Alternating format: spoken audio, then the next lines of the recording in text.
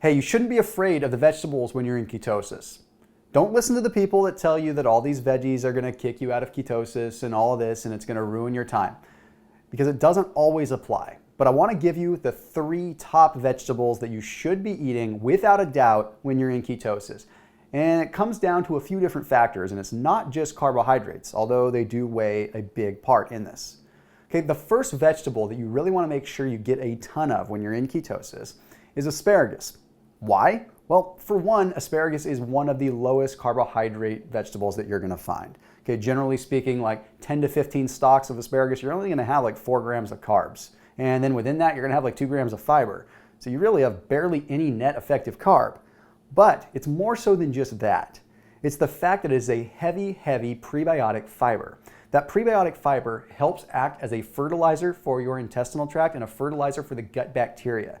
When you're in ketosis, a lot of times we get a little bit of digestive upset right out the gate because our bodies are adapting to this new style of eating. So some of the gut bacteria that we were proliferant in before starts to go away, and we start to establish new gut bacteria, which means we need that fertilizer to help it grow. But additionally, asparagus has something called asparaginine in it. That asparaginine in it is a very powerful component that helps our kidneys out. It helps our kidneys flush out extra calcium, and it helps our livers out too. So we have a huge detoxing effect that comes from asparagus when we're in ketosis.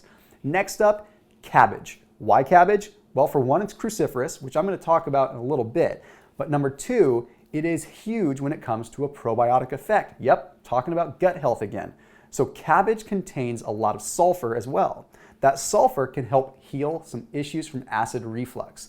A lot of times when people first start having fats in their diet, they start getting some issues where they feel really acidic, sometimes they get heartburn. Well, the sulfur in the cabbage can help that. But one thing that I love when I'm in ketosis is sauerkraut. I put sauerkraut on my grass-fed beef. I'll put sauerkraut on anything. In fact, I saute up some sauerkraut with a little bit of coconut oil. Don't go too hot because you don't want to kill off the bacteria, but that tastes pretty dang good. And what you're getting there is you're getting a fermented form from the sugar, the cabbage, that is allowing it to really be a great probiotic. Not a fertilizer like the asparagus, but an actual probiotic that is applying the bacteria in your gut. Pretty awesome stuff. Okay, third, bok choy. Bok choy is quickly becoming one of my favorite vegetables, and it's another cruciferous one, and let me drop some knowledge on you regarding cruciferous vegetables. Contains something called indole-3 carbonyl and diindolylmethane, also known as DIM.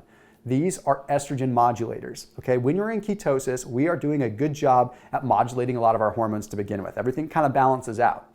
But high levels of estrogen are usually associated with higher levels of body fat. If we can reduce the bad estrogens in the body, we can usually reduce that overall negative feedback that ends up producing more body fat. More estrogen equals more body fat. It makes sense. That's why women naturally have more body fat than men, simply because their hormones are dictating that process.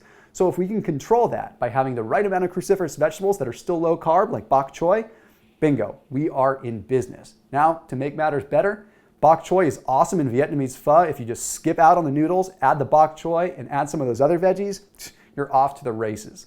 So there you have it, my 3 can't live without vegetables for a ketosis style diet or a ketogenic eating approach. As always, make sure you like my videos, make sure you subscribe to the channel, and make sure you check out the ketosis playlist, the diet playlist, but also the business and health connection playlist so that you can learn the things that you can do to get more out of your business simply by making better choices in the kitchen. I'll see you in the next video.